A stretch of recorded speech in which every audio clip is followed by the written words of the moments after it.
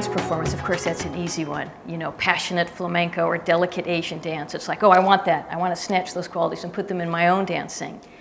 But other types, you know, theater, singing, whenever art is performed on a really high level, you know, you're inspired. You want to be that professional. You want it to be that beautiful, that polished, that strong. If you are someone where part of your motivation, it is creation. It is this kind of burning desire that you want to create things that are fresh, things that are new. Ideas just come in your head and you need to actualize them.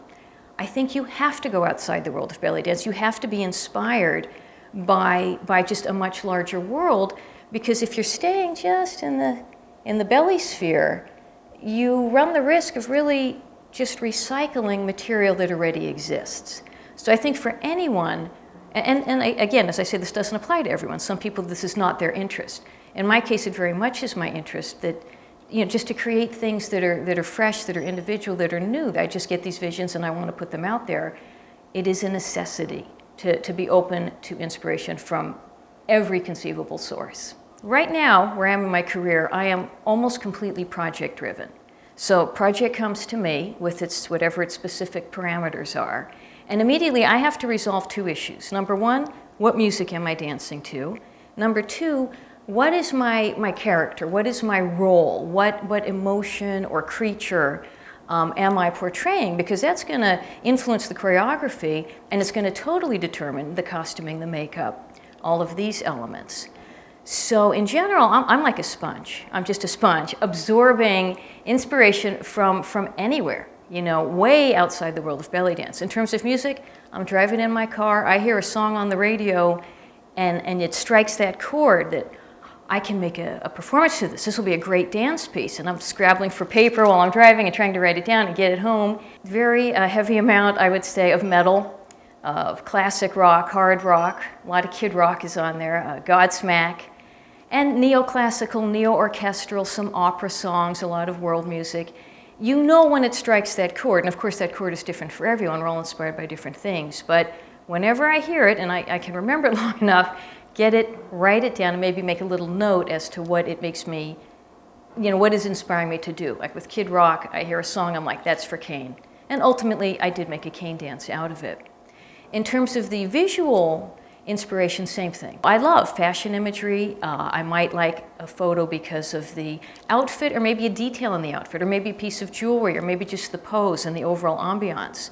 I collect a lot of pictures of makeup artistry that might inspire me to create a character. Dance photography, you know, we all love that because it just, you know, the great poses, the great moments that get captured, they're very inspirational. Nature photography. A pattern that occurs in nature, or a particular creature, or sometimes just a color combination that just, again, it rings that bell, it strikes that chord. You feel like, ooh, there's something here. I can build something out of this. When I did my Helen of Troy character, somebody else actually suggested the character, and I'm like, awesome. Half the problem is resolved. I'll be Helen of Troy. And went to my list, and I had a great piece of music. So I'm thinking, oh, I'm good, but I really wasn't good, because as I pondered the concept more, you know, I realized Helen of Troy is very enigmatic to me as a woman. So this led to more research. I went in, looked at historical sources. You know, what do historians know about her, or about her time, and about her place? And looked at literary sources. What has been written about her? How is she portrayed in literature? How has she been depicted in art throughout the ages? And more recently, how has she been portrayed on the screen in the various films that have been made featuring a Helen of Troy character? And so after doing like all this research and seeking all these sources of inspiration, then taking them, synthesizing them, and distilling them into what became my belly dance version of a Helen of Troy. Creatively, I found the whole concept of femme fatale really inspiring. I liked that kind of woman being herself and sensual and being victimized because of it. So I loved taking all those stories of, say, Mata Hari, and having these tragic ends. You're so beautiful. Thank you. Having these kind of dramatic stories about these strong, powerful women, and society's conflict about how they feel about women being sexual and embracing that sort of thing is kind of a really interesting concept for me, and something that I feel all women are working through, balancing their sexuality and society. So it's kind of an interesting challenge. The femme fatales that I completed were Cleopatra, Mata Hari, Medusa, and Salome. There is a book I want to mention, a work of popular psychology called The Highly Sensitive Person by Elaine Aron, and her name is spelled Aron. In this book, Dr. Aron describes high sensitivity as a relatively common personality trait. It's about 15 to 20% of people, and she discusses ways that people who have this trait can identify it in themselves and learn to use it constructively and regard it as an asset. When I first found out about this idea of this highly sensitive population, right away for me, I made a connection to belly dance. Our dance is very emotional, very expressive, but subtle, very nuanced. Over and over again, we use and we hear this phrase, poetry in motion. We are not living in poetic times. So to have this poetic impulse, this interest in poetic movement, I think reveals a lot about the kinds of people who are drawn to this dance form. Or maybe it just reveals a lot about me, but cultivating an appreciation for my sensitivity has been very valuable to me, and it definitely affects the way that I construct dances. As I said, we are not living in poetic times. If you look at the way we interact with technology, the way our TV and our movies have this fast, short attention span, camera work, and quick editing, the way our food and our medicine are industrialized, I think it's very easy to become accustomed to, this superficial way of just passively skating along.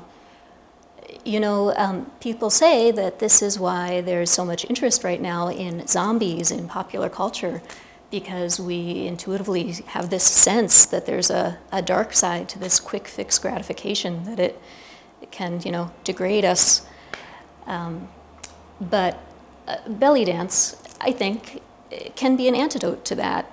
It has this amazing capacity to be a vehicle for poetic expression, poetic experience.